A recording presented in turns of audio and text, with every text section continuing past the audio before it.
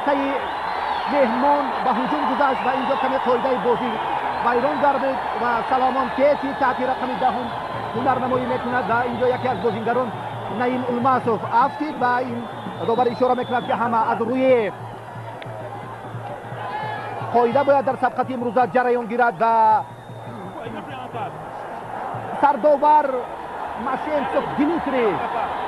و حالا ضربه جریموی جانب دروازه روشن ویلر الیویرا لگیونر از برزیلیا حالا ضربه میزند و ضربه او با پای یکی از مسافرگران و این دفعه ببینید درست هم پیوسته اون اشتباه و سراسیمگی که از جانب همدستگان صاحبی میگردد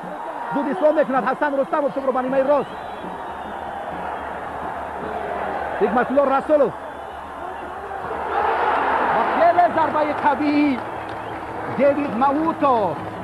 در کدریاشوف در احاطه دو نفر و مهمانان به مقصد خود نائل نگردیدند و صاحبان میدان کوشش می‌نمایند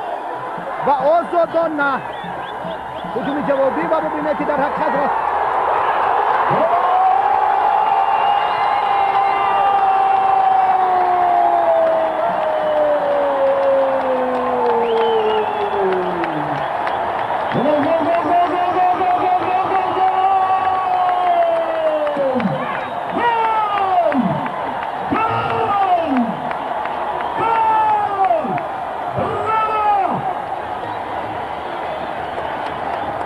در دقیقه 40 نیمه اول بازی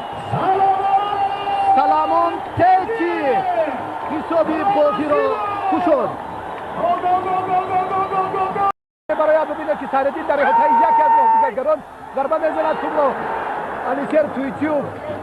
با مشکلی قرار داشت و صاحب نیز به سراسیمگی راه داد و اکنون هجوم دسته روشن اکنون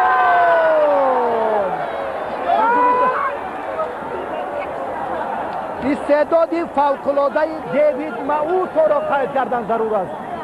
ماوتو واقعا این دفعه میتوانست که گل دوم را زند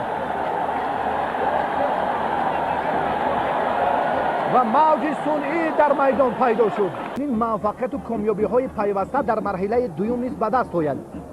برای این مربیان ورزیده هر دو دسته را میباید هر دو دسته معروف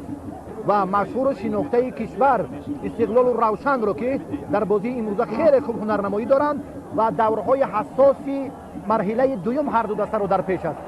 و امکانیتی ابراهیم ربیموف تحت رقم 7 هنرنمایی میکند نیم محافظتگری کناری چپ فتح‌الله تحت رقم 18 رقم 10 ویلر